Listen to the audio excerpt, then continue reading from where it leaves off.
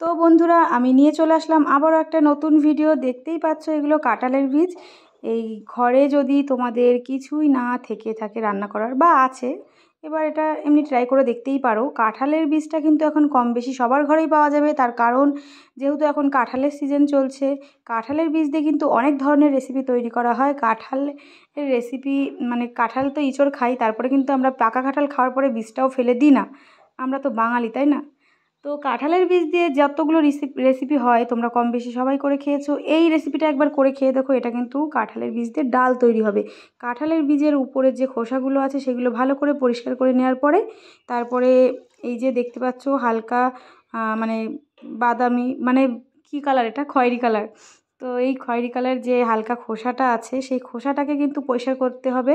তার জন্য আমি তো দেখতেই পাচ্ছ দিয়ে দিলাম প্রেসারে সিদ্ধ করে নেওয়ার পরে হালকা হাতে ঘষা দিলেই কিন্তু পরিষ্কার হয়ে যাবে এই খোসাগুলো। পরিষ্কার করে নেওয়ার পরে এইগুলো কিন্তু ভালো করে বেটে নিতে হবে। দেখতেই পাচ্ছ এইগুলো কিন্তু খুব সুন্দর করে পরিষ্কার করে নেওয়া হয়েছে, আর এর থেকে এতগুলো খোসা বেরিয়েছে। তো এবার শিলনোড়াতে আমি ভালো করে বেটে নেব। মিক্সিতেও বেটে নিতে পারো, কোনো অসুবিধা নেই। আমার আবার শিলনোড়ায় বেটে বেটে এমন অভ্যাস হয়েছে, আমার শিলনোড়াতেই বেশি পছন্দ হয়। এমনকি মশলাটাও আমি শিলনোড়াতেই বেশিরভাগ বাটা করে নিই। তো এবার ভালো করে মানে বেটে নিতে হবে।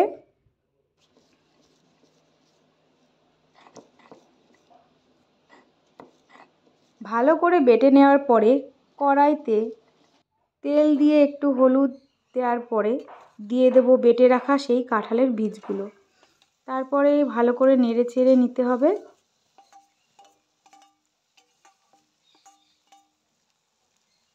নেড়ে চেড়ে নেওয়ার পরে এর মধ্যে আমি দিয়ে দেব জল।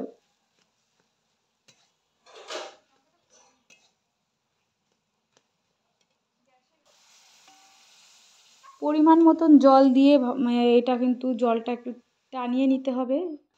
দেখো আমি কিন্তু আগে লবণ দিতে ভুলে গেছিলাম, তাই পরে লবণটা দিলাম। এইবার কিন্তু এর ভিতরে পরিমাণ মতন জল দিয়ে দেবো, মানে ডাল তৈরি হবে যতটা পরিমাণে জল দেওয়া যায় সেইভাবে আন্দাজ করে দিতে হবে। তারপরে দেখতেই পাচ্ছ টকবক করে কিন্তু ফুটছে কাঁঠালের বীজের ডাল।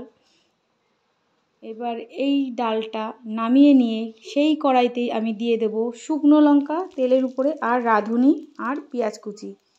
তারপরে যখন একটু ভাজা ভাজা হয়ে যাবে তারপরে ডালটা দিয়ে দিতে হবে ফোড়ন। তো এর মধ্যেই দিয়ে দেবো এবার ডাল।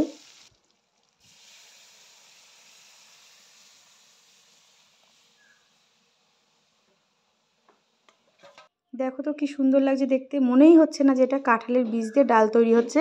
দেখে মনে হচ্ছে মুসুর ডাল বা মুগ ডাল রান্না হচ্ছে। এরপরে কিন্তু আমার ডাল রেডি হয়ে গেছে, নামিয়ে নিয়েছি। দেখতেই পাচ্ছ খুব সুন্দর হয়েছে ডালটা। তোমরা কিন্তু ট্রাই করে দেখো, ভালো লাগবে। আর তোমরা যদি কেউ ট্রাই করো এইভাবে তাহলে কমেন্ট করে অবশ্যই জানিও কমেন্ট সেকশানে। টাটা।